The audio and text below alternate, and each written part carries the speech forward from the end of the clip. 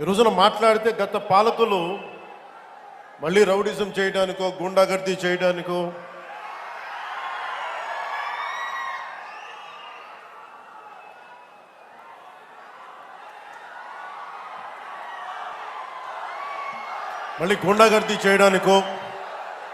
Rowdyism చేయడానికో అలాంటి భావన మళ్ళీ ఉంది. మీకు తెలుసు కదా, రౌడిజానికి గుండాలకి గుండాగర్దీలకి బయటపడితే మన రాజకీయాల్లోకి వస్తాం. కేసులు పెడతాం, వస్తే 29లో మేము అంతు చూస్తామంటే మీరు రావాలి కదా. మీరు ఎలా వస్తారో మేము చూస్తాం.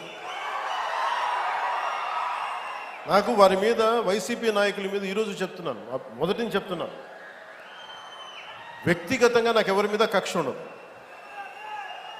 మనస్ఫూర్తిగా నా గుండెల మీద ఆత్మసాక్షిగా చెప్తా, నాకు ఎవరి మీద కోపం ఉండదు. కానీ మీరు సగటు మనిషిలో, ఈ దేశంలో ఉన్న సగటు మనిషికి, సగటు మధ్యతరగతి మనిషికి, సగటు రైతుకి, సగటు యువకుడికి, సగటు యువతకి మీరు కనుక భయభ్రాంతుల్ని క్రియేట్ చేస్తే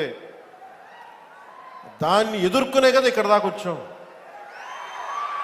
మీకు 151 సీట్లు వచ్చినప్పుడు కదా, నేను 2 చోట్ల ఓడిపోయినప్పుడు కదా మేము ఎదుర్కొని బలంగా నిలబడింది. అంటే గుండెల్లో ఎంత దమ్ము ఉండాలి,